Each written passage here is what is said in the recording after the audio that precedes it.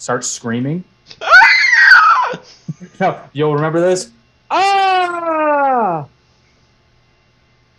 Oh, that was Keith Island. Ah! Ah! Oh my god. So this is gonna be a fun one tonight. Uh, And there's a reason why we are a day early, but before we get into it, I am going to double check and make sure everything is copacetic.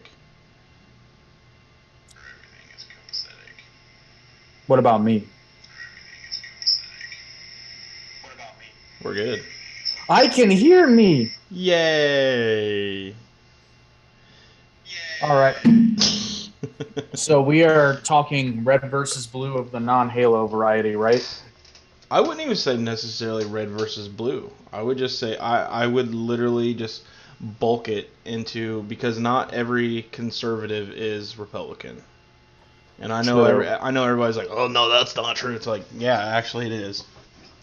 Well, I conservative in a way, but all of us purple or gold folks, depending on which color you like better, I guess. You're not even libertarian. You're on your own, and so am I. We are not what we say we are. And the thing is, we have all unity. We have all good things.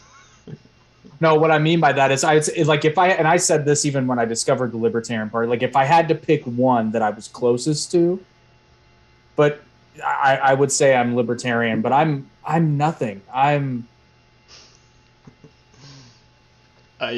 nothing. Hey, listen here, dude. Trump, don't be making fun of people. Nobody makes fun of people the way I do. I'm the greatest at it. And then he said something, and he was like, you remember when they tried to get him because they thought he was making fun of that, and then literally his pantomime. Yeah, but his pantomime for anyone freaking out is literally that same hand movement, and everybody's like, "Oh, he's making fun of a handicapped person." It's like, literally watch every single video he does, and he does the same pantomime. He literally has no new tricks. I'm not saying he was or that he wasn't. All I'm saying is that... Yeah, you are. Just say it. I mean, he was. He wasn't... I mean, okay. Hello? But here's my point. Here's my point. These headphones give me anxiety. Does it make him an asshole? He already is an asshole. But did that reporter have it coming a little bit? Yeah. Look, she's surprised I picked her. Oh, I wasn't thinking, Mr. President. That's right. You never do. That was good. That was amazing. That was good. Say what you will about Donald Trump. He kept the press on their toes. You never knew what was going to come out of his mouth. And that's the thing about Trump. You know, Biden, I mean, the only thing he keeps on his toes is like strawberry jam. I would love to see Ryan Reynolds be president for like a week. Oh, that'd be hilarious. Oh just to see him interact with the press. I want to know if he's actually that quick-witted in real life. I think he is. You think so? Well, I've seen him do interviews and stuff.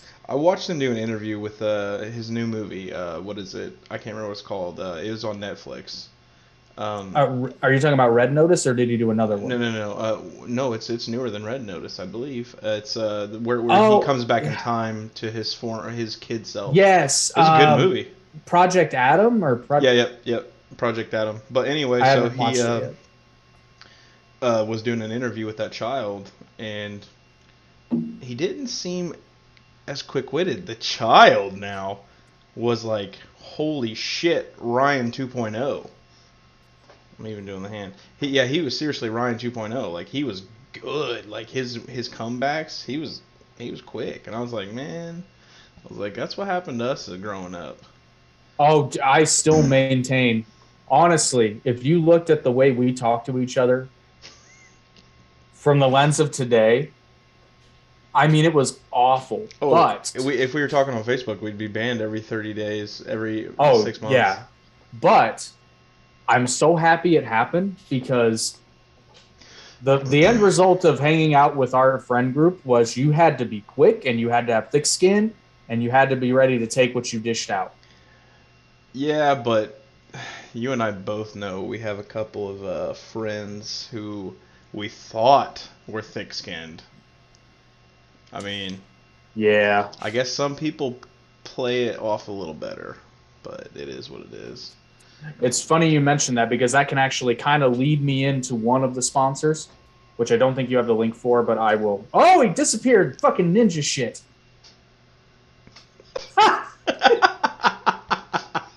I think all you have to do is cover your face. Yeah. Oh, that's hilarious. Oh shit. Fuck you. Oh, it didn't work. Parkour. Parkour. Anyway, so you've had a little bit of exposure to Andrew Tate. Mm-hmm. Hopefully, you've had more. Only what I've showed you. I know where you're going with that. Can I ask you an honest question and get an honest answer? Mm-hmm. Okay, first of all, just for my own knowledge, have you seen any more of his stuff other than what I've shown you? No. Okay. Based upon what I've shown you, which I believe was one or two, I think it was 2 episodes of Tate Confidential. It's a reality show, but it's on YouTube. Based upon that, what is your opinion of him and his brother? Fuck it, you can throw his brother into the mix too. Well, when it comes to YouTube channels, you can definitely spot like ones that are like fake but made to look real. Yeah. And he's definitely real because you can just tell because I don't know how to explain it without just saying it. But like so therefore like I mean I feel like he's definitely a real person and everything he does is real. So for the most part, I can't confirm nor deny.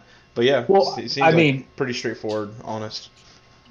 Yeah, well, I'm just going to put it this way. It's really hard to fake a trip to Dubai in a Bugatti.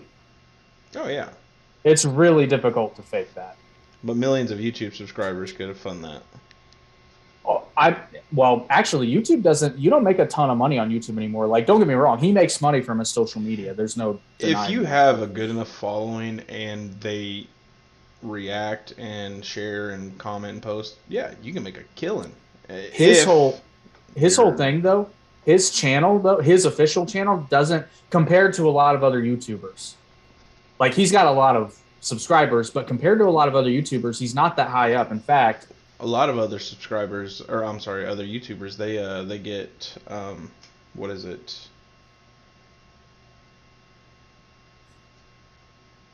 Tate Confidential currently has 246,000 subscribers. Oh. Yeah. I thought he had a couple million. No, I was surprised about that. See, here's the thing though, and this is why he rubs a lot of people the wrong way because he's very, like you can attest to this, he's quite abrasive, very opinionated, and he does that because I think that's who he really is. He's like Dave Portnoy. Yeah, but he also he does it for effect, but I think honestly it's just who he is. And here's one of the reasons I respect him a lot is because he's one of these people who truly does not give a fuck. Does not care. He's been banned off Twitter so many times. I'm surprised his YouTube channel has, and then he's got another YouTube channel, which I think is his first one, so it's probably got more. But even though, yeah, Tate Speech only has 362,000 subscribers. Tate Speech? Yeah. Yeah, that is clever. I know. That's his first channel, and then he's got Tate Confidential, which is just the show. And then he does have an official Twitter, but they took away his blue check mark. But, and you made this comment, he's everywhere on social media. Particularly TikTok. He's fucking everywhere. Well, that's the thing, man. You can have, if you build a following, TikTok is the place to build a following. Well, it's the new guy. You want to know the funny part, though? He has no official TikTok. Oh, that's right. Yeah, they're all fan pages. He's not on. He would have gotten banned anyway, even if he had made one. He'd be banned. Anyway, the long point I'm trying to make here is that it does tie into this because Andrew Tate and to an extent his brother Tristan, these are both people who rub a lot of people the wrong way, but I don't think it's because what they're saying is incorrect. I think the bulk of what they talk about, well, first of all, anything they say about money, I fucking trust them, because somebody who's got a net worth of 30 million obviously knows something about money. So to question anything they tell you about money is fucking stupid and lazy and arrogant to a degree. Because how could you be so arrogant to have somebody who's got, what is it? I think they've got 24 supercars now, $30 million net worth, you know, and say, well, he doesn't know what he's talking about. You going to tell Warren Buffett he doesn't know shit about the stock market? Really? I think you're wrong, sir. Okay. Well, and that's the other thing is tell Warren Buffett, Andrew Tate, Dave Ramsey. Dave Ramsey does this all the time. You know, tell any of these guys, Robert Kiyosaki, tell any of them that they're wrong. You know what their response is every single time? Okay, get fucked. You don't want to get rich? Fine. That's more money for me. I don't care. And these people tend to be, particularly with the Tate brothers, these people tend to be left-leaning, usually feminists, because they do say some pretty abrasive stuff about women, but I've yet to hear somebody make a good argument against. Like, I've heard plenty of arguments against it, and I'm not saying everything is true all the time, but if you really, really think about it, it's kind of hard to argue with a lot of this stuff. But as we've seen, a lot of people on the far left end of the spectrum don't live in reality. And I touched on this, and I was kicking myself because I didn't finish the point I was trying to make about the dangers of subjective reality. Well, that's the danger of subjective reality. If you believe the world can be anything you want it to be, then you ignore what the world is. And an unfortunate side effect of that is you cannot wish the world you want into existence. The world is what the world is, and you have to live in it. So the smart people figure out how the world actually works and figure out how to strategically place themselves and their friends in a lot of cases and play the game. That's why the Matrix is a perfect metaphor, and that's why a lot of people use it, whether it be the red pill community or escaping the Matrix, as Tate likes to say, because it's a perfect metaphor. You know, you're in the Matrix, you get taken out of the Matrix, you realize what it is, you know that it's fake, then you learn how it works, and then you learn how to manipulate it. Which leads me into one, well, it's not really a sponsor. It's not a sponsor, but anyway, I'm not going to sugarcoat it. I have been a student in Andrew Tate's Hustlers University for a few months now, and I've been bouncing around different programs.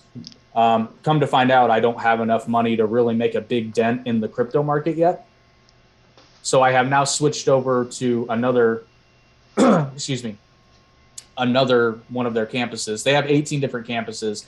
All are modern, online for the most part, wealth creation tools that actually work. Each of these campuses has a wins chat where people post daily their wins. Like if you want receipts, they're there. Believe you me, I'm in it. I actually have to, after we wrap up here, I have a lecture I have to watch in the affiliate marketing class, which, fun fact, I don't think it's in there, but we'll put it down there. It's a direct link.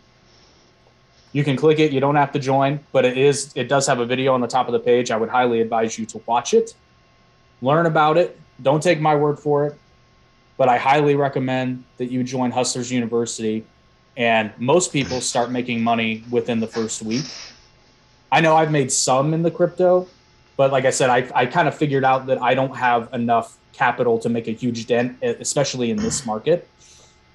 But I'm still dabbling. I'm still making money.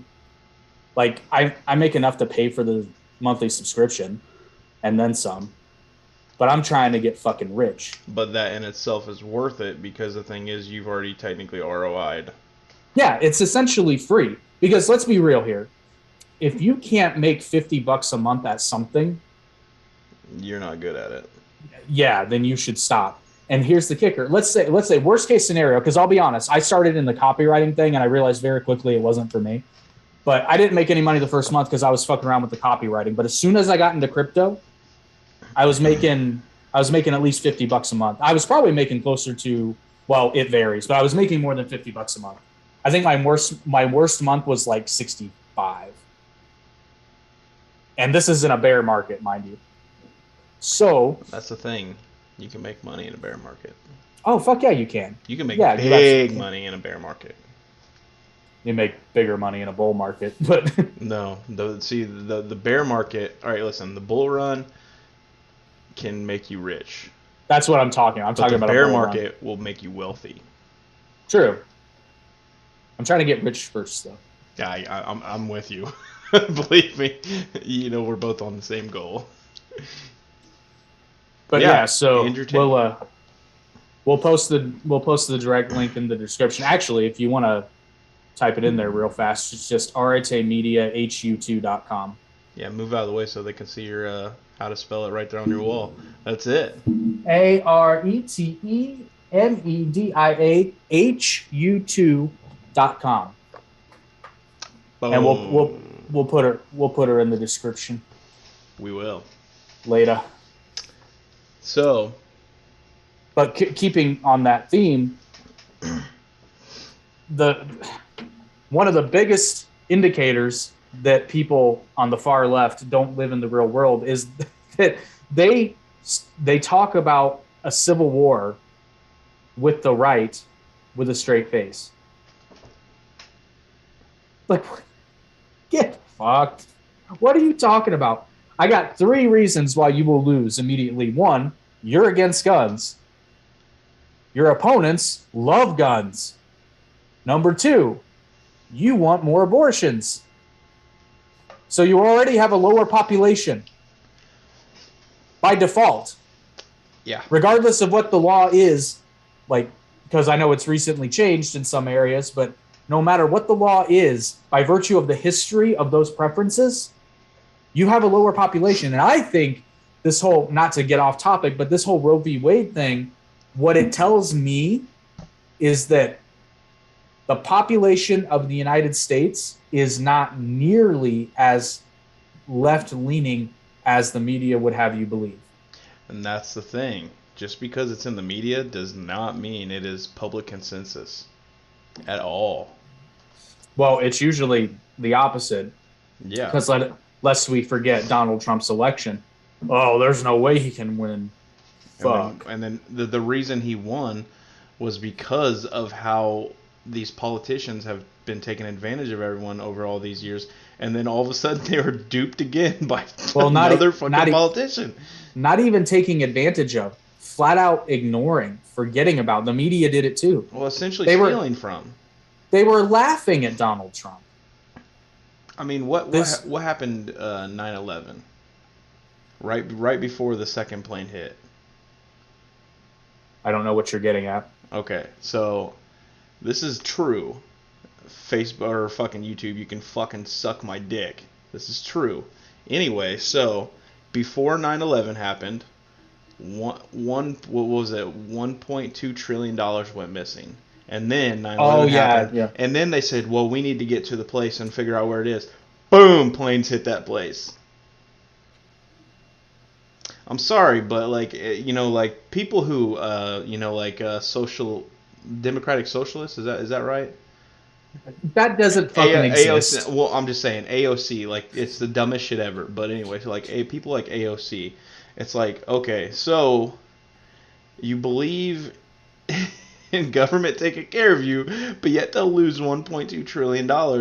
And then I don't know if it's true that they blew up a couple buildings, but I'm just gonna say it's. I don't think it was I don't think it was an inside job, but I think maybe there may have. I'm not coding here. This is legitimately my bad. I think I'll put it to you this way: if I found out that some people knew and said nothing, I wouldn't be shocked.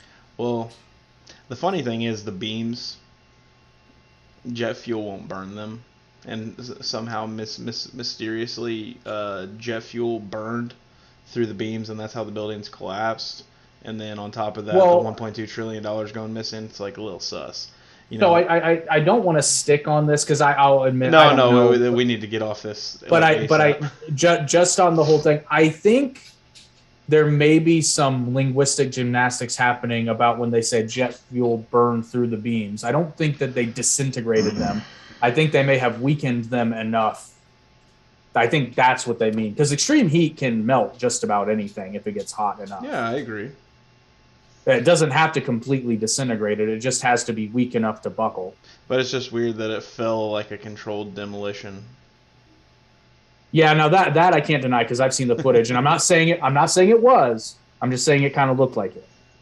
Yeah. That's all. And see, so bitching about, and this is true to some farther on the right people too, is when did our society become such that you cannot say something speculative without being immediately like I can't say, yeah, I'm not saying it was, but it does look like a controlled demolition, and somebody would be like, oh my God, I can't believe you're a conspiracy theorist. I'm like, I didn't say it was. I'm just saying, look at the video. And then you get flagged for false information, and then you're in Facebook jail.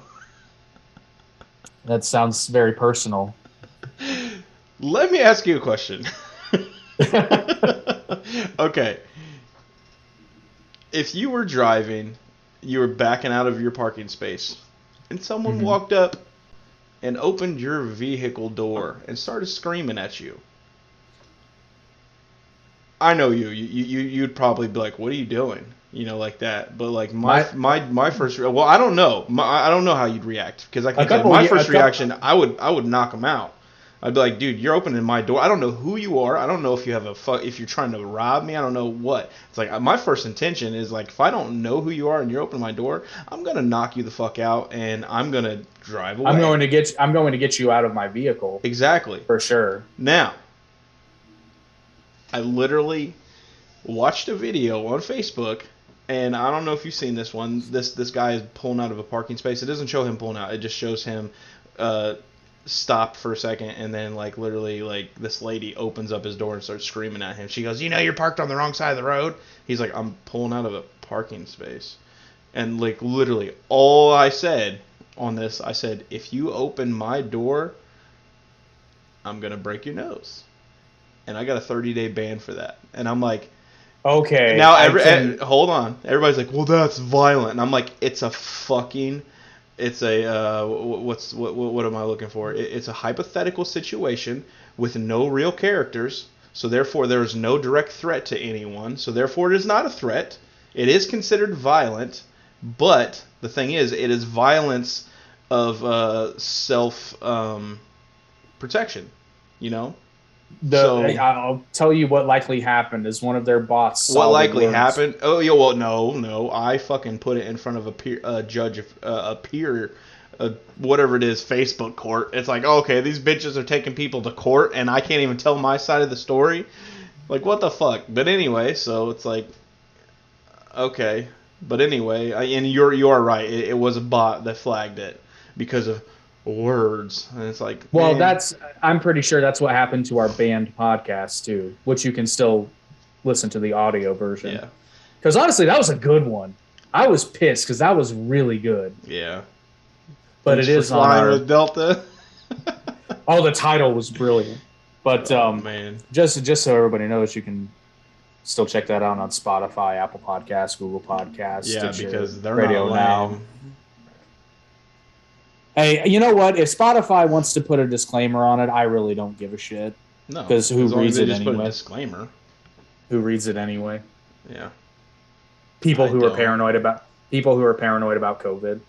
Right. And then I don't even have to go into the irony. And again, regardless of what side of the debate you're on, I don't need to point out the irony of the whole "my body, my choice" thing. I don't need to go there because it's obvious. Regardless of what side you are on, that shit went out the window a year and a half ago. Well, what I also am loving is that what I'm also loving now is that men no longer have uteruses. Yeah, I know, but at the funny part is they don't know what a woman is either. Well, no, they do now in the context of Roe v. Wade. They know exactly what a woman is. They're fucking. It's almost a pity that. Oh God, I'm gonna get so much shit for this. Hold comments till the end of the sentence. It's almost a shame that it didn't get overturned a year ago when Matt Walsh was making that documentary. Because the footage he could have gotten. I haven't watched it yet. I haven't either. I'm in danger of becoming a temporary Daily Wire subscriber. Oh, to watch that. To watch that and all them. They're fucking fantastic. Matt Walsh is awesome. Okay, so this might grant me a little bit. He's not really pretentious. I like him. Oh, I disagree. I think he's pretentious as hell. I think he's a dick. But he makes some good. And this is my problem with a lot of people, particularly like personalities on the right, because Candace Owens is this way a lot of the time. Yeah. Matt Walsh is this way. That other, I don't even remember his name. The other guy at Daily Wire, the clean-shaven, thin-faced guy who has, I don't remember his name. They're all really fucking pretentious, and Matt Walsh is one of the worst. Here's the thing. I agree with a lot of the things he says, but I would never hang out with him. Because he's just he's like a conservative hipster, and I don't like it. He seems like the kind of guy who... No, he does. He seems like the kind of guy who would tell you... You're a conservative hipster. No, I'm just kidding. No. No, not at all. He seems like the kind of guy who you'd go out... I don't drink beer, but if you went out with a beer with him, he'd tell you... Oh, yeah. He'd be that guy. He'd be like, yeah, he'd be that guy. This is really hoppy. He'd be like, that's Dr. Pepper, sir. Yeah. I don't know. And a lot of times, I've seen some of his interviews, and a lot of times they are... And I understand why they do it, but he seems to be the worst offender of kind of setting people up to fail. Crowder does this too. Not to the same degree, because Crowder's a little bit more comedic about it. But to me, I think it's disingenuous when you're walking into an interview with the full intention of setting this person up to fail. Now, granted, sometimes they do it to themselves, and I've seen that happen. See, I would rather have a debate, let them say their side, and then tell them why they're wrong, or they can tell me why I'm wrong. Because that's what debate's for. Well, that's why I like Crowder's Change My Mind, because in that one, he has no control over who's coming up. And he does listen. Yeah, but so he can't set them up to fail. Yeah. Now, the one thing I will say about Walsh's documentary is I don't think he's setting these people up to fail. No, they did. Because the question is so basic. And he can't. And speaking of which, while we're on the subject of this, I saw another video on TikTok. He was talking to a transgender man, and who? It was Walsh, Matt Walsh. It's in the documentary, and this poor fucking person. I swear, it's so pitiful, and I don't mean it as a shaming thing. I mean the definition of the word pitiful. Like their answers, or how Matt Walsh was treating them. No. It's pitiful because this is a person. This was a woman who transitioned into a man. And how does that work? Actually, a little bit smoother than the other way around. I'm talking downstairs. So they actually show the skin graft from their arm. I think they usually take it from the thigh, the inner thigh. And fun fact, there is a sexual. Where they can have a wiener. It's not a real one, but... Yeah, that they have a little pump. No, actually, believe it or not, the really good ones don't have a pump. There are some that have a pump. But fun fact, that procedure was actually invented in the aftermath of World War I. After dudes got their dicks blown off in the war. Exactly. Mm-hmm. Cosmetic surgery actually made huge leaps and bounds after the First World War because it's not an understatement to say that people were ripped apart in a way that warfare had never been seen before. And that's why I get really annoyed with people when they're like, oh, it's such a terrible time to live. I'm like, bullshit. You want to know the scariest time on planet fucking Earth? I don't definitively know, but World War I's at the top of my list. That's some scary ass shit. You got to imagine. You have to imagine. Can you imagine being the first motherfucker to see a tank coming at them? Fuck that. What is that? What is that? Fuck! It's a giant moving gun that will shoot you and or roll you over. It will blow you to bits. Could you just imagine that? No, I don't want to. It's scary. I don't want to. It's bad enough. I don't want to see one rolling in real life. I was going to say, now. I don't want to see one today, and we're used to it. And that's the thing, man. Like, I don't know. People act like they're so war hungry, like especially conservatives right now with the Ukraine thing. How do you mean? I mean, Dan Crenshaw, dude, he's all gung ho about the United States getting involved with Ukraine and Russia, and I'm like, dude, fucking leave that shit alone. I mean, he is, man. Every time. Oh no, I'm not denying that. But no, and then him, several other conservatives, but hell, I think Crowder out of all of them, I think it might have been him. He was saying that it's not our war, and I was like, I agree. So okay, so we're gonna get into some more history here, but I'm not saying this is right or wrong. I know we were supposed to help them in times of war, but also, I mean, you know, when you have another major country threatening us with nuclear war, it's like, dude, do you really do that to people right now when everybody's like so fucking like fucked over by inflation and everything like this that's going on? It's like, we don't have time for this shit. Well, so this is where I temper my responses here because I have not served in the military. So I am essentially regurgitating what people like Jocko Willink, Dan Crenshaw, and Tim Kennedy say on the matter. All three of them were vehemently opposed for the way in which we left and the timing in which we left Afghanistan. I think anybody with a fucking brain would be. Well, yeah, just drop everything, leave billions of dollars of fucking equipment. Well, but the other reason too is the fact that they were pro-action in Afghanistan and Iraq. To the best of my knowledge, they were pro-action. Which, I mean, fuck, even at the time, I don't know too many people that were anti-invasion of Afghanistan in 2001. No. Iraq, yeah, there was some kerfluffle there, but we're gonna go back a little bit further. So. I get to go on one of my favorite rants too. No,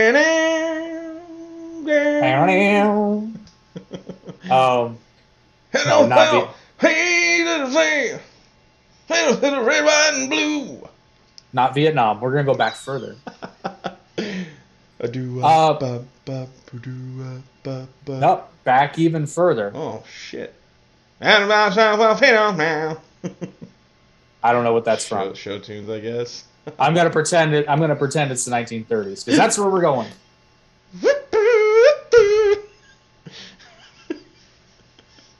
So I have a trivia question for you, sir. When did World War II officially begin, in your best estimation? 1939. See, that's not incorrect, but that's the most widely accepted answer. Most people agree that the Second World War began when Germany invaded Poland. 37? 39.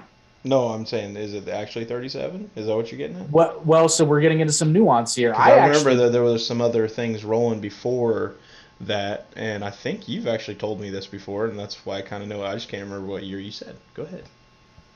Well, I actually need to... Hold on.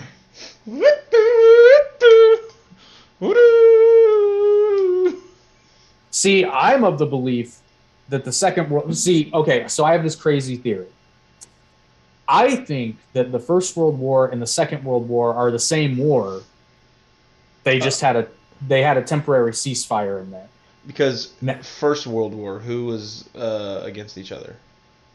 Axis so so technically that was the Allies and the Entente. And the big players were... I'm not even going to include the United States because they didn't join the war until 1918.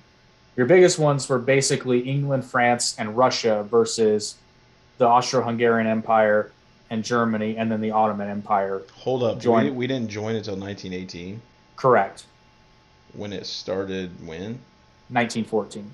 Oh, okay. Yeah, but still 4 years? Well, you got to remember, this wasn't our war. Oh! Until it threatened us, correct? Kind of the whole Zimmerman note thing with Mexico. Why did we get involved? There's a lot of reasons. The main justification was because British intelligence intercepted a telegram between the German ambassador to Mexico, basically telling him to offer Mexico that if they go to war with the United States to keep us busy, that they will eventually come help them. And then when they conquer the United States, they will give them back all the territory lost in the Mexican-American War. Now, I will say, there is no evidence to suggest that the Mexican government ever even got the message, much less we're going to take it seriously. Yeah, they don't give a shit. Well, I think, particularly at the time, I mean, these were fairly recent wounds because, I mean, fuck, when was the Mexican-American War? It wasn't that long ago. No, I don't want the definition of a Mexican-American. There we go. 1837. So it ended in 1848. Oh, damn. Okay, so no, it had been a while. I was thinking sooner, but anyway, that's not the point. The point is, where was I going with this? So, but even that's my crazy theory, because I believe that because here's what you have to understand. So remember, Russia was part of the Allies in World War I. Now Russia left the war; they got out of the war because the Tsar was overthrown. Now, what a lot of people don't know is, do you know who overthrew the Tsar? Stalin. Well, technically Lenin. Stalin was part of the camp, but he wasn't the grand leader yet. That's what Lenin, Stalingrad, whatever. Yeah, Lenin founded the basically the Communist Party in Russia. Now, here's a fun fact: a lot of people don't know. You're making me pull things out of my head I didn't even know. Just kidding. So, do you know how Lenin had been? I guess banished isn't the word I'm looking for. Exiled from Russia, and you know where he was hanging out? Germany. You know who sent him back to Russia? Hitler. Germany. Not Hitler, but the German government. Damn Germans. So the irony is not lost on me either. The fact that Germany sent Lenin to Russia to overthrow the Tsar, to get Russia out of the war, and that would later become the reason that one of the main reasons that Germany lost the Second World War was the Soviet Union. But anyway, even if you don't ascribe to my theory that it was one giant long conflict with a ceasefire in the middle, I still make the case that the Second World War started rolling at about 1931, certainly by 1935. By the time you had the Spanish Civil War,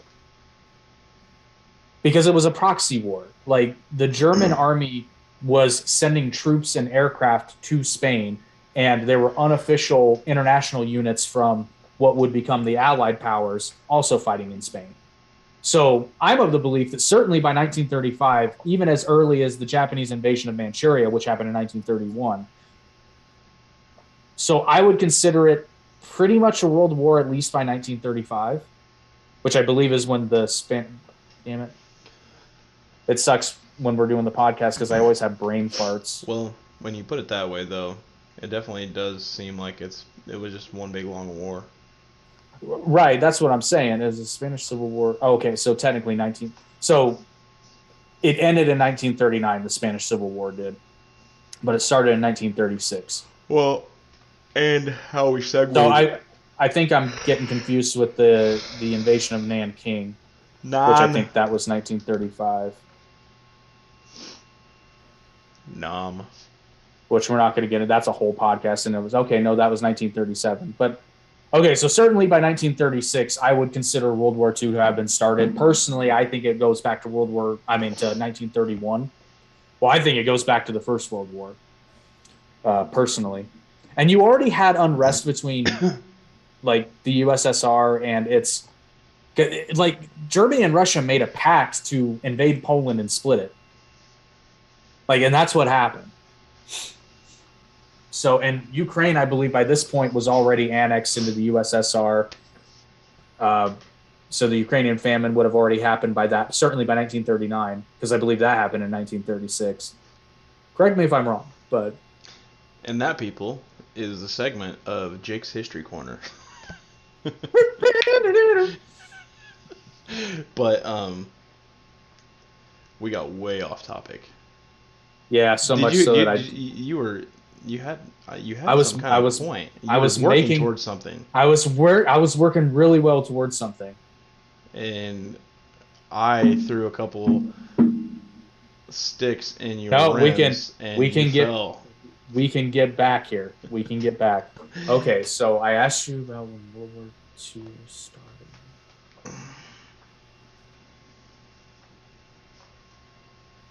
We were talking about Ukraine. Okay, yeah, I remember. And I've talked about this on the podcast previously.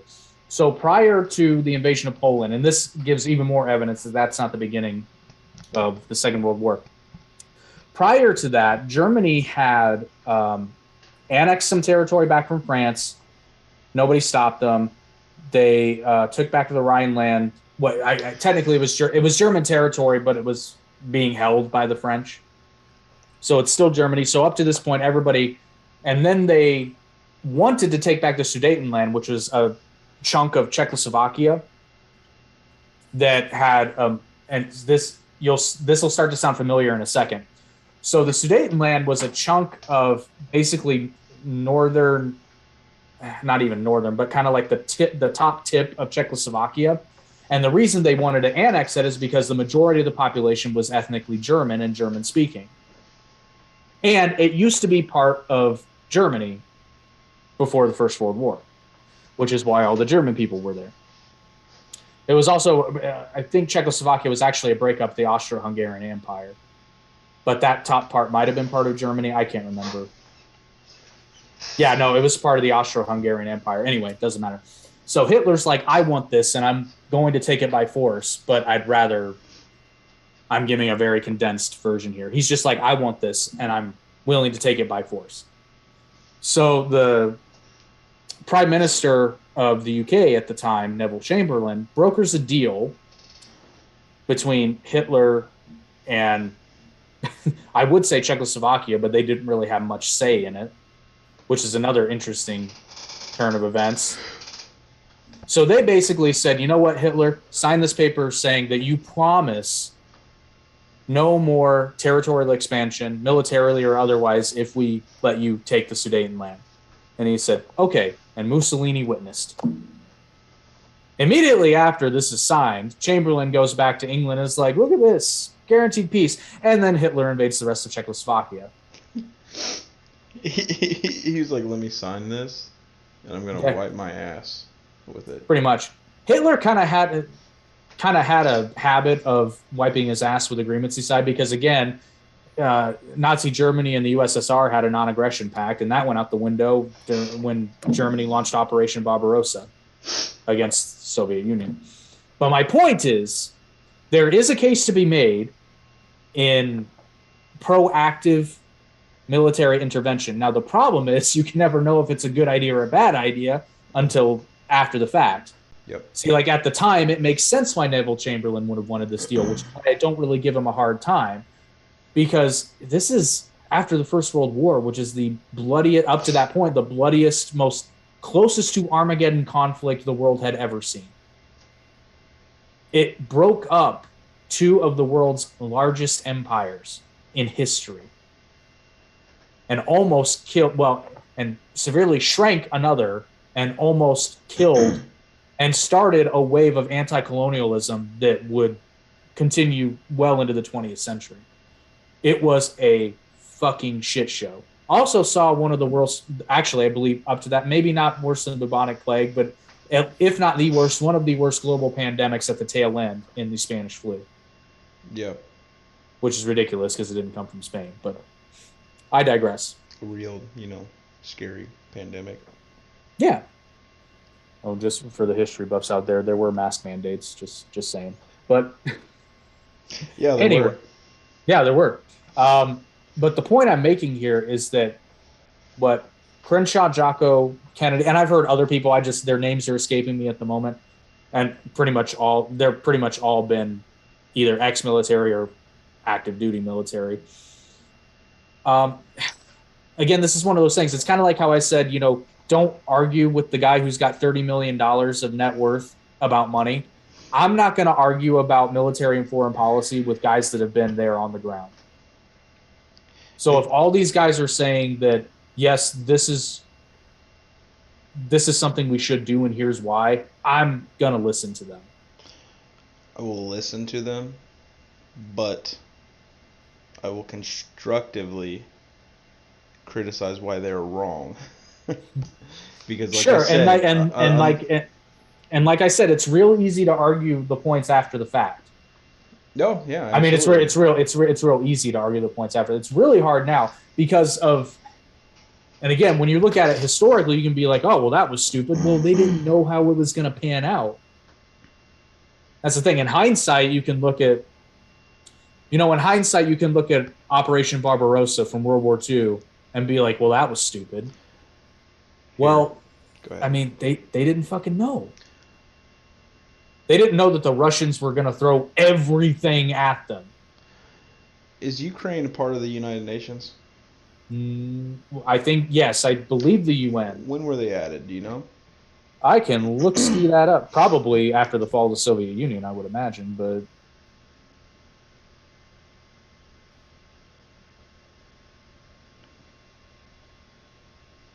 Ukraine, United Nations. Oh, no. It was apparently one of the founding members. 1945. Now, this is when it was the Ukrainian Soviet Socialist Republic, so it was technically part of the USSR, but okay. Wow. And after the fall of the Soviet Union in 1991, the newly independent Ukraine retained its seat. So again, it's a matter of semantics. Ukraine technically was a founding member, but as an independent state, free of proxy rule, 1991, but I would say 1945. And yet their government has been replaced twice. Yeah, but I mean, no buts. We need, severe investigations need to be taking place, and just like number 45 said, and just for that, and this is the shit right here. Just people saying this stuff. This is the reason why people get into tiffs, and everybody's so like stuck to one side or the other, and this is why civil war is like upon us per se, because these idiots don't know how to just listen to either side. But I'm sorry, but when you have a country that's had its government replaced twice, and we're wondering why Russia's invading, we know why Russia's invading. The rare metals. The rare metals, the mining and stuff like that. Territorial expansion, all that jazz. Exactly. And at there's a lot of reasons why they're invading. And as you the question is whether or not it's justified. Right. No. I agree with you. If they just like came in and just said, "Hey, this is what we're gonna do. You can fight back, but we're gonna kill you." Well, that's essentially what they said. But I know, but at the same time, if they just say, "Hey, just lay down, and nothing will change," we just want control of that. And I'm not saying that's good or bad, but if I was the Ukrainians, I'd just be like, "I'm getting the fuck out of here, and I'm going to America." I would have already done that. A lot of them tried. Yeah, I know. I'm not saying they couldn't have. Or I'm not saying they you know what I mean. Here's the historical context, and this is where we have to at least think about this. Our leadership has to. Is okay. Let's say they take Ukraine. That's fine. Where does it stop? Because now their territory borders NATO. And why has everything cooled down? And why are we not hearing everything about it in the papers nowadays? Not papers, but I'm sorry, YouTube and fucking Facebook. Our news sources. Well, because it's an election year. Exactly. Yeah. Well, and plus Russia kind of got kicked in the dick initially. Yeah, and that's the thing. It's like Russia is not using super force, so obviously they don't want it too bad. Well, I think Russia knew. Like I think Putin is crazy, but I don't think he's stupid. No, he's far from stupid. He does not want crazy, he's batshit crazy, I think, but crazy people aren't necessarily stupid. Mm-mm. Russia doesn't want a nuclear war either. No. I don't think anybody truly does. No, who does? But because here's frankly Rocket Boy. Rocket Man. Rocket Man. We'd turn Moscow to glass between us and our allies. Like the whole world would go up because the thing is everybody would be shooting at each other and it'd be done for. That's stupid. Yeah. Like, so nobody wants it, but nobody also wants to. We need a Superman 4, Superman 4. Get rid of all the nuclear weapons. I would be 100% for that, and I don't think there's a soul on the planet that wouldn't really 100% be for that. Why don't we get rid of all nuclear weapons? But then they're like, oh yeah, but what about nuclear energy?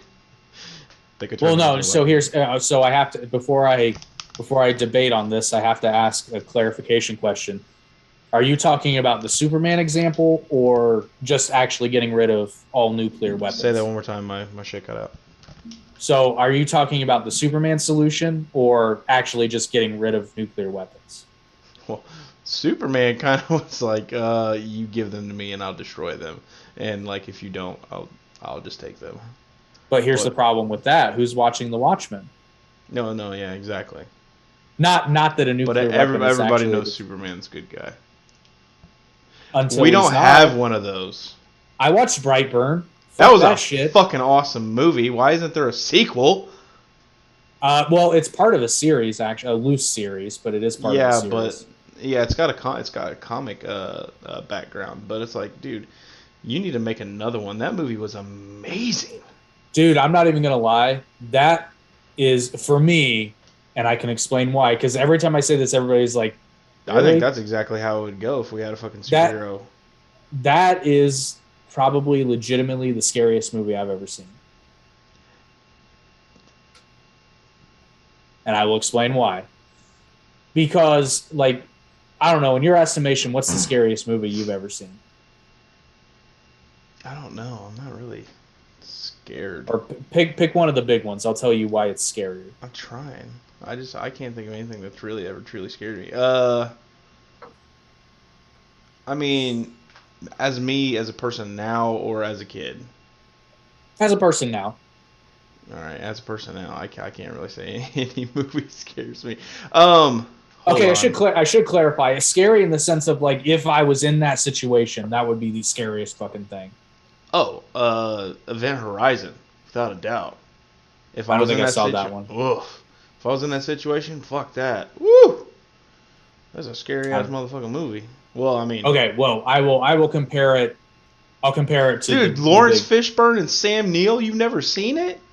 Nope. Spaceship fucking has a warp drive and it uses a artificial black hole to transverse throughout the universe to basically cut a hole in space and time, and it fucking goes to hell per se, and the ship comes back like hellish, and like oh dude, it's gnarly, and it's 1997, and it's like whoa. So they painted like flames on it or something? You're an asshole. No, actually, that's an Orville. That's an Orville. It's a hot rod. Actually, that's an Orville reference, which I'll make my point. But you haven't watched Orville yet, have you? No, I forgot. You need to watch it because I watched the latest episode from season 3. Holy shit! Just when you think it can't get any better. Anyway, my point. I'll compare it to like Halloween. Michael Myers, let's be real. Michael Myers requires a tremendous amount of suspension of disbelief. Suspension of disbelief. Because I'm sorry. An AR-15 with the appropriate ammo would cut that motherfucker in half. Yeah, a shotgun with buckshot will take his fucking head off. Well, you also have to know the reason why he is the way he is. They explain that in later movies. Is because he's actually is it Michael Myers that's possessed by? I think it is. I think he's possessed by a demon. I think so. But here's my point. Or maybe that was Jason Voorhees. I can't remember. Maybe I can't remember, but let's just assume for a moment one of them made a pact with a demon. No, that was Freddy Krueger. God damn, I'm getting my fucking horror movies all wrong. Anyway, but okay, so let's take this a step further. Let's assume that Michael Myers is in fact possessed by a demon. If you cut his fucking head off, is it gonna grow back? Don't know. No. Fucking blow his legs off, cut his fucking head off, and then run over it with a goddamn semi. And then take the flathead, throw it in the fucking ocean, and let it get eaten by sharks. Fucking done. Roll credits, directed by Sam Raimi. Ring, ring, hello. Fucking crazy. Now, Brightburn, and this is why it was truly horrifying for me, and small spoiler alert, because I'm not going to give you the whole detail, but by the end of the movie, the only person that knows his weakness is dead. And what a horrible fucking way to die. I mean, pretty much every kill is a horrible way to go. That dude was fucking something else. This kid don't give up, and you can't do anything. That's the scariest thing. That's what I'm talking about. We'd be completely fucked because nobody knows his weakness. Nobody knows he has a weakness. It would be like if Superman never discovered that kryptonite was his weakness and he was the bad guy. What was dude's weakness? Wasn't it the metals from a ship? Yeah, it could cut him because it was from his home planet, which I thought was really interesting. And they do something really subtle in that movie that I just loved. And this is where it's truly scary. Is it's not even the kid's fault. The kid didn't decide to become evil. No, it's part of the hive mind of his species. That's fucking scary because you can't reason with it. You can't beg it for mercy. You can't kill it. Well, I mean, you can, but nobody knows how to. But the thing is, though, after a little bit, he retained himself, but he was still evil. He just his thought process has changed. Instead of being loving, he's just like, "You're gonna do this to me? I'm gonna drop you 1 billion stories from the sky." That was so fucking horrible. At night, you're falling at night. Oh, when he offed the dad too. Oh. How did he kill him? I can't remember. His dad tried to shoot him though, and that did fuck all. Yeah, and then he tries to run away from him. I was like, dude, he's super fast. Like, what are you gonna do? You can't do like I know you probably run just off of instinct, but like it's like your kid's bulletproof. Well, but like, what are you gonna do? Speaking of which, I thought it would be really funny. Your favorite Superman, Brandon Routh. I'm not dogging him. I've just always found this. I get why they did it. The scene where they shoot him and then the bullet hits his eye and it like so many people love that scene. I love it, but at the same time, it has the potential for pure comedy. It could have just been like, fuck, right in the eye. Yeah, right. God damn it! Why do they always shoot me in the fucking eye? And why don't I close it? Well, I tell you what, if it was up to Brandon Routh, he probably would have fucking added comedic value. I liked Brandon Routh as Superman. I had zero problem with it. I liked that movie. I saw no issue with it. Did you watch any of the DC shows on CW? Arrow and The Flash, but I didn't finish them. Well, when they did the last crossovers, did you watch those?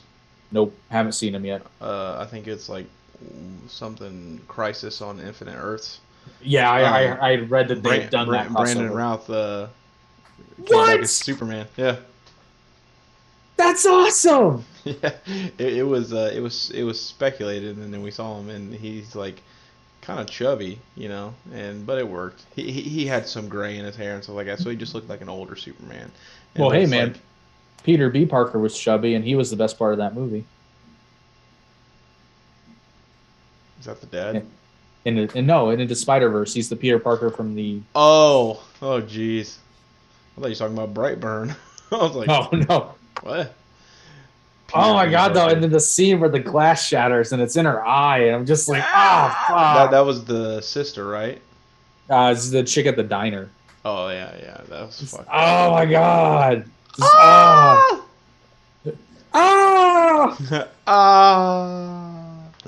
I'm ready to go back. Well, actually, I will be ready to go back in a month because I'm trying to get back into the gym. It was hell on wheels for me this last time, dude. Dude, I'm not even gonna lie. It was the last place I wanted to be tonight. It fucking hurt. Yeah, it fucking hurt. It fucking hurt, man. Not as bad as last Monday. Last Monday was particularly rough because that was the night where I was like, if it's too fucking crowded, I'm not going. And then I walk in and there's a fucking free squat rack and I'm like, God damn it. It was meant to be. I had to. So this whole Civil War thing, you know? Well, see, that's the other thing. So let's while we're at it. So another thing about the difference between like the people who would be on the blue side and the people who would be on the red side, I'm not saying left or right, blue versus red, is a lot of the blue people. God, this is controversial as fuck, but I don't care. Like, listen, everyone is a special little, and I'm not being a sarcastic asshole. Everyone is a special little snowflake, but a lot of you motherfuckers think you're a lot more special than you are. Right. You need to exercise. It's just good for you. I've never, ever, well, I'm sure there's one person on the planet who died from exercising too much, but it's a rarity. Actually, compared we know compared to the other who died from exercising too much? Yep. Who? Our friend who has a daughter, remember? From exercising? His baby mama, she basically ran her heart out. Really? Well, it was a multitude of things. She was bulimic, anorexic. Oh, so, well, okay. Yeah. But the thing is, though, so like she had no nutrition, but she also she blew her heart up. Well, yeah, but way to make me feel like a dick, but you know what I mean. From exercise alone and an otherwise healthy individual. Yeah, that's fucked up, right? Yeah, I mean, fuck. That just blew your fucking shit. I thought you were like, God damn. But no, there were underlying conditions. Yeah, absolutely. And what you're saying is absolutely correct. You have to eat. Yes. There's no one that's, you know, I mean, maybe if they're really healthy and they use a juicer and the juicer blows up and kills them. Yeah, like I said, this is not... Which has happened. I'm sure it has. I got a big finger. Woo. But no, actually, Jack LaLanne. Oh, shit. I don't know if that's true. I'm just kidding. We'll see. But I guess what I'm saying is, does the side that embraces unquestioning body positivity, and I'm talking about the toxic shit, not the, you know, accepting that people are human beings and they deserve respect no matter what shape, size, creed, race, whatever. Everyone deserves a basic level of human respect. Political stance. Yeah, political stance. We're all people. But when your opposition can run 5 miles with full ammo, do you think you're going to win that fight? I'm just saying. And plus, here's the fact too: is a lot of people on that side, you know what side I'm talking about, have never actually experienced violence, not even tame violence. Like a lot of them have. That's what I'm saying. Well, a lot of them haven't even had full contact sparring, which I wouldn't consider violence. Smack one in the mouth and see what they do. Oh, exactly. It'd be like that. I'm getting my gun. What? You have a gun? Wait, what? You have a gun? Really? Yeah, exactly. That's cool. What kind? Let me see it. Hey, your name? What's your name? Gage Grosskreutz? Oh. Got a Glock. For Get wrecked, bitch. Hey, but Kyle Rittenhouse will be on the front lines, man. Dude, that poor dude. He can't go anywhere. He's fucked for his life. That's why he needs to sue everybody and just get a bunch of money so he can fucking just afford to. I don't know that he's fucked for life. He just needs to get if we stop allowing radicals to like hunt people, basically. Well, no, if he needs to move to like Tennessee or somewhere. That's what I'm saying. Move to a red state, dude, he'll be somewhere where people know who you are and they respect you. He'll be fine. Move to a state like Tennessee or Florida. I was gonna say I'd wager to say even Florida would be somewhat accepting, but Tennessee might be the reddest. I don't know. States. I mean, honestly, everyone keeps saying if DeSantis runs, they're going to vote for him. And I'm like, I would vote for DeSantis, but at the same time, I want Florida to stay great because that's what I've heard a lot of people say. It's like, well, Floridians particularly are like, well, we kind of want him to run, but at the same time, we kind of want him to stay in Florida. So. Yeah, because the thing is, like, a lot of people have flocked to Florida, Texas, and all that stuff, and they're from the left, and they vote for the same stupid fucking policies they ran from. Oh, speaking of stupid policies, I don't know if this is true. I only saw a video just actually moments before we started this podcast. Apparently, California passed a law that if you evict a tenant, you have to pay 1 month's rent to the tenant to help with moving transition cost. And I read that and I'm like, okay, you know what's going to happen? There's going to be an even bigger housing crisis in California because out-of-state investors are no longer going to invest in rental properties in California. And they are the number one. Yes, because most people who live in California don't have the capital to own rental properties. Hi, I know. I sold to one. Because they left. They're like, fuck this dumpster fire. And those investors give people more money for their houses than they're asking, which I know. I was one of them. So therefore, it's like when you're talking about that, you know, them leaving California and a mass exodus, it's like, it's not going to help you. You know, you guys claim you're the strongest economy in the United States. You are fucking yourself. No, you are no way. Getting people leaving in droves. I would honestly say, even before the people, I would say right now it'd have to be Texas or Florida. Maybe New York. I'd have to see the numbers, but I'm thinking probably Texas or Florida. They're leaving New York too. Yeah, that's what I'm saying. So I'd say right now it's probably Texas or Florida. What, where they're flocking to? Not because they're flocking to it, but I'd honestly, I think Texas probably. Tim Pool was all like, "Oh, move to West Virginia." It's like, who the fuck wants to live in West Virginia? Fuck West Virginia. It's like, I'm good. There's fucking bears and shit. Actually, you know what? Kudos to West Virginia for existing. Because the reason they exist is really fucking cool. Why do they exist, Jake? Because when a bunch of the states were seceding from the Union, a chunk of it, because it was Virginia, it was all Virginia at the time, a chunk of Virginians were like, fuck this. We don't want no part of this bullshit. None. And they said, fuck you, we're seceding from Virginia to go back to the Union. Virginia! It's Virginia. Need Virginia. That's a good song. I know, right? Train is one of those bands where, like... Well, it is a good song, but it's like... But it's also not. It's well, kind of annoying. It's a good song, but it's like two different songs wrapped into one. This is true. Rick, Virginia, and it's like a sad part. But then she free, or however it goes, I can't remember. I do like the song. Don't get me wrong. It's similar to Paul McCartney's Paul McCartney and Wings. What is it? It's like 4 different songs in one. Oh my god, dude! I'm sorry. Anytime somebody brings up Wings, I always think of role models. Love, take me down to the streets.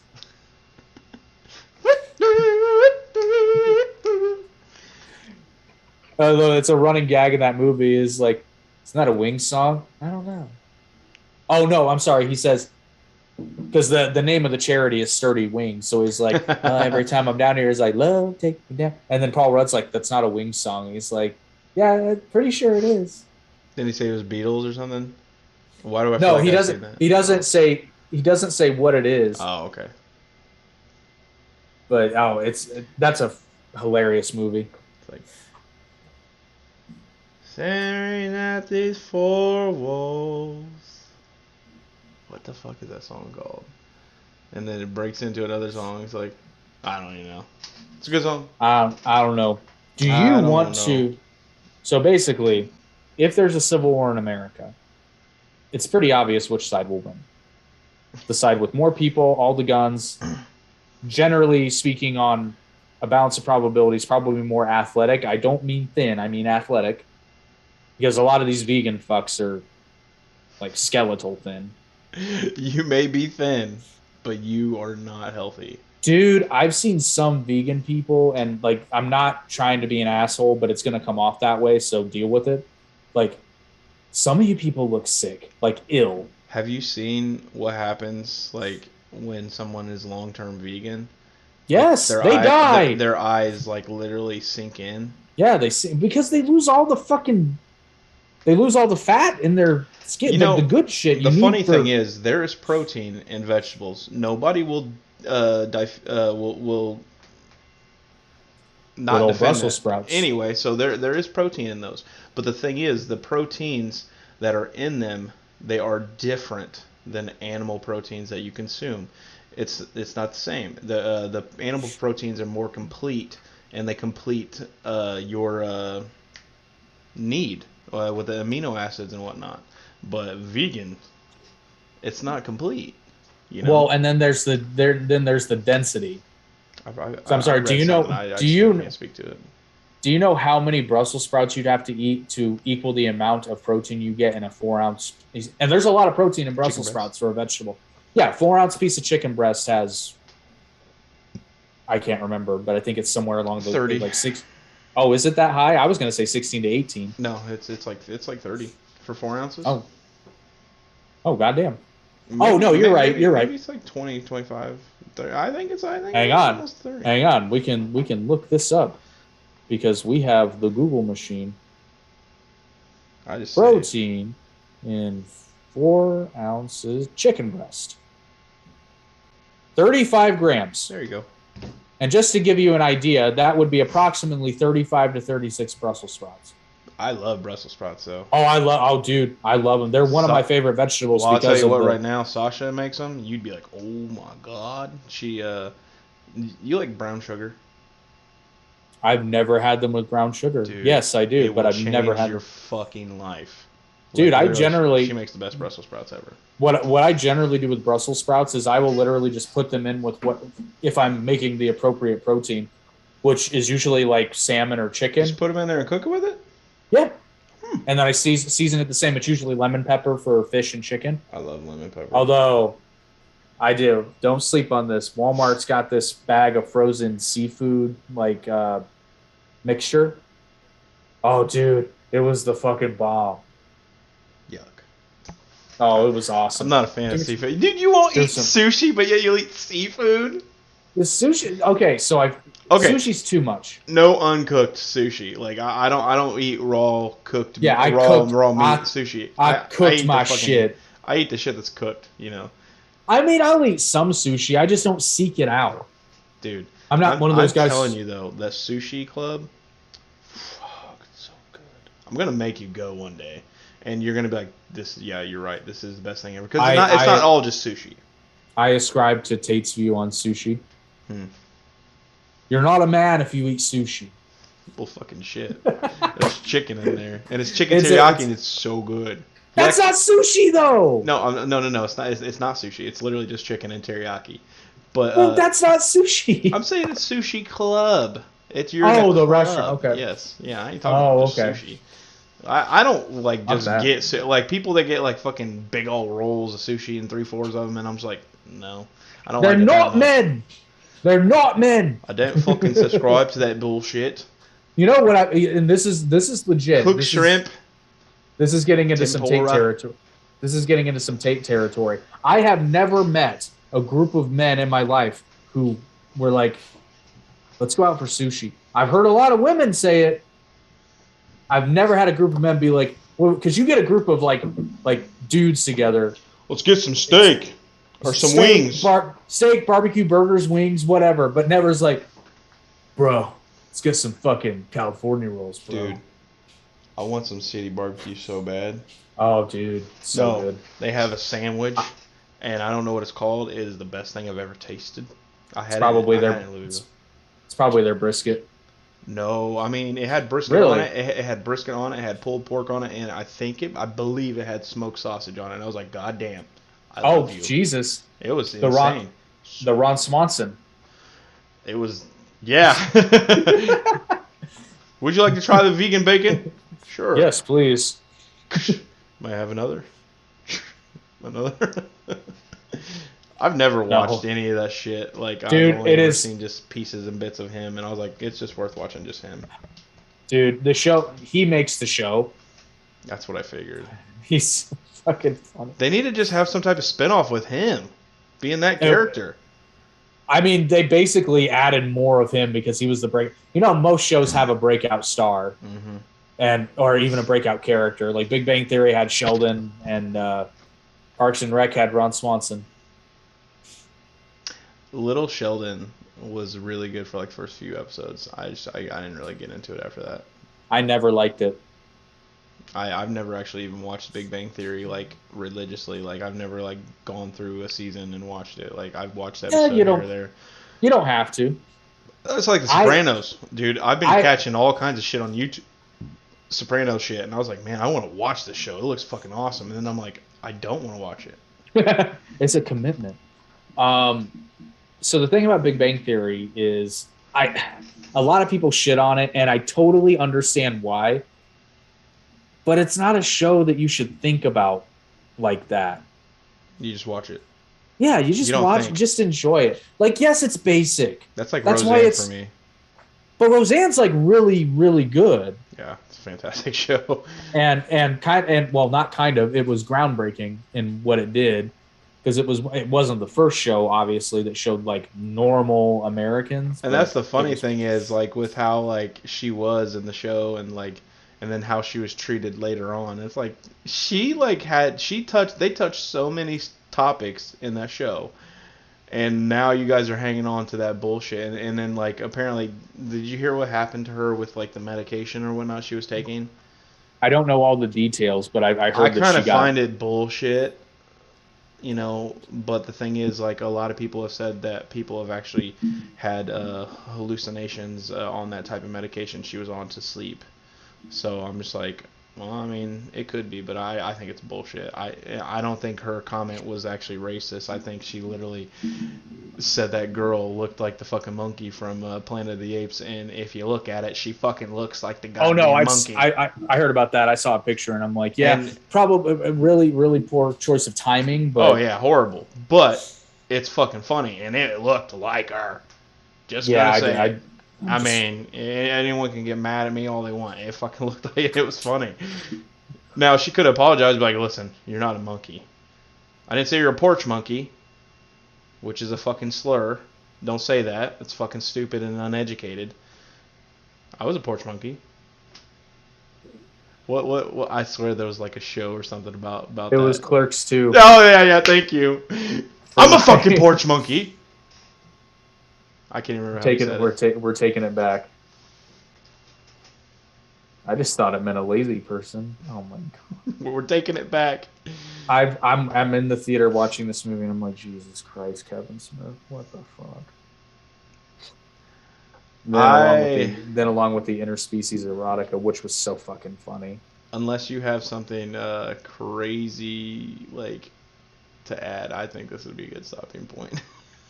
I think as punishment for inciting the Civil War, because we all know that it's going to come from the left side of the aisle, I think as punishment, they should all be made to go into the shit older theaters, like the one in Columbus, and be forced to watch Tropic Thunder.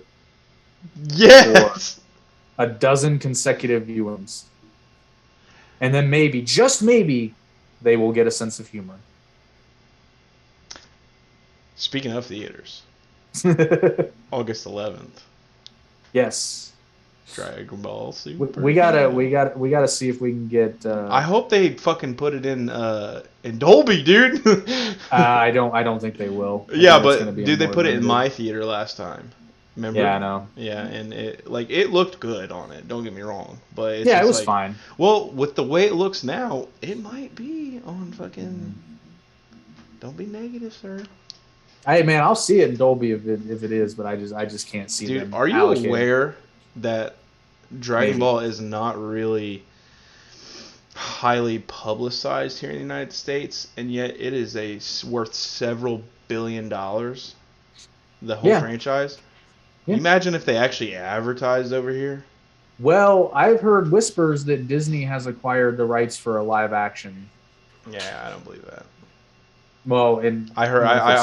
Yeah. One of my buddies sent me that on Facebook Messenger, and I was like, that'd be cool, but I don't see it. Well, considering Fuck that Disney. well, considering that Gen Fukunaga founded Funimation for the sole purpose of owning the distribution rights for Dragon Ball in the United States, in North America, I kind of find that hard to believe.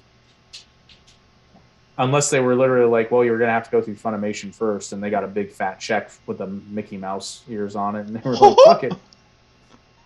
Call me! Call me! Gosh! Big Bang Blast! Oh, I said Big Bang Blast. Big Bang Attack! Gosh.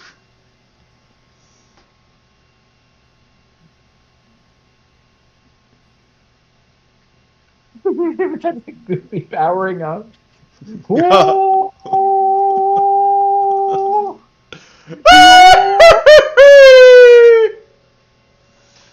Sorry, headphone listeners. My God. All right, we're getting to that point of the night. Lead us out. All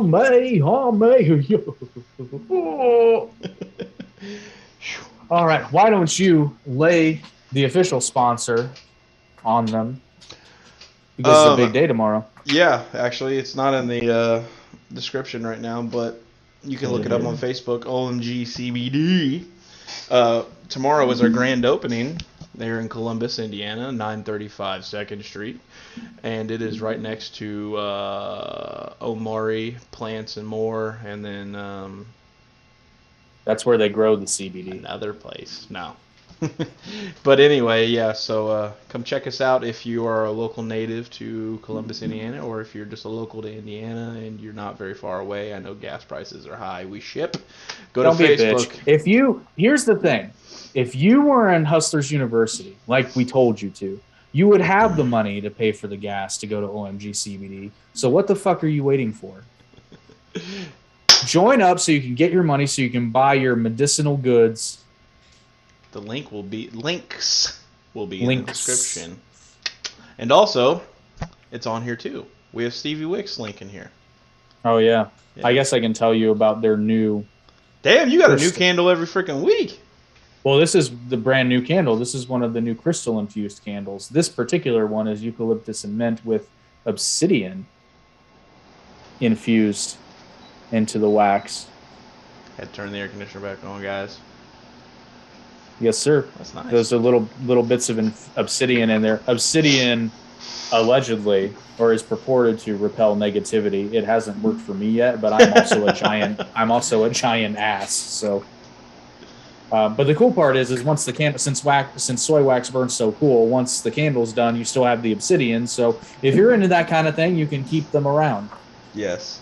Put them in your pocket, put them in a little bag.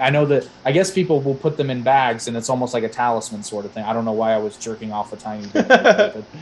It's like they like have the sack of little stones, and it's like a talisman almost. It's a horrible pantomime. I gotta thank Dane Cook for teaching me that word when I was fucking 17. Pantomime. What, pantomime? I never knew what the fuck pantomime meant until Dane Cook. I knew what a mime was, but I didn't know there was such thing as a fucking word called pantomime. I'm not going anywhere. No. See, you think you're good? Now I'm just a visible man. Invisible. No. It wore off, damn it. I already put the cut back on. No, it's like... Ron! Ron! Harry? Hermione's getting undressed! Ron! Blimey. That's all I have. So that'll do. Check us out. Check it all out. Check it all out. Don't take our word for it. Just do it. Check out. Remember to like, share, and subscribe, because the channel cannot grow unless you tell all of your friends, family, your enemies, your customers, your loved ones, that guy that you talk to on the street occasionally, people in your office. The non-player, not NPC. Yeah, the cop that pulled you over. You should, before he leaves, just be like, hey, man, I know you just wrote me a ticket and all, but... Have you heard of Average Intelligence Podcast? I mean, you probably really like them because they're, like, really cool and don't give two shits about what people think about. So, yeah, you should totally check them out. And then if you prefer to listen to us instead of look at our chiseled, beautiful faces, you can check us out on the audio streaming platforms, which include but are not limited to Apple Podcasts, Google Podcasts, Audible, Amazon, Spotify. That's the big one. There's Stitcher, Radio Now, Anchor, I think I already said, and a couple of other little ones, which if you listen to them, good for you, but I don't think anybody actually listens to them. So One day. And also, shout out to our international listeners who don't get enough credit. Shout out, leave some comments, guys. We want to hear from you guys and gals because, get this, we finally had some female viewers. We're not a sausage fest anymore. I think it's like 12%, but it's something. It is what it is, Jive. We're also breaking into different age demographics now, outside of our own. We get the 55 plus. A little bit. We've yet to break the under 17, but I think that's a good thing for the nation. Yeah. That's a good thing. They don't subscribe to the same opinion. They're really not gullible, but sponges. Well, don't you know they want to lower the voting age to 16? Yeah, but you got to be 21 to smoke. 21 I think it's a fantastic idea. Because I don't know about you, but when we were 16, we threw bottle rockets. Well, actually, we still do that. So I guess that point is moot. It is. I always break the stick off of one and light it and throw it. You never know where it's going to go. I was just saying, it makes it exciting. And it never hurts. What it is we're men of science because we also discovered that bottle rockets work. Real men of genius. Yes, we are. We did. We discovered that. I'm still shocked. All right, people. This is another podcast. Goodbye. And God bless. I'm Walter Cronkite. I forgot how to fucking shut the podcast off. You hit stop.